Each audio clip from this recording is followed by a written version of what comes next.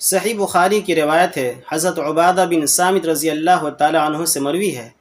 کہ رسول اللہ صلی اللہ علیہ وسلم ہمیں شب قدر کی خبر دینے کے لیے تشریف لا رہے تھے کہ دو مسلمان آپس میں جھگڑا کرنے لگے۔ اس پر آپ صلی اللہ علیہ وسلم نے فرمایا کہ میں آیا تھا کہ تمہیں شب قدر بتا دوں، لیکن فلاں اور فلاں نے جھگڑا کر لیا، پس اس کا علم اٹھا لیا گیا۔ اس کے بعد آپ نے فرمایا وَعَسَىٰ أَن يَكُونَ خَيْرًا لَكُمْ، امید ہے کہ یہی تمہارے حق میں بہتر ہوگا۔ یعنی جب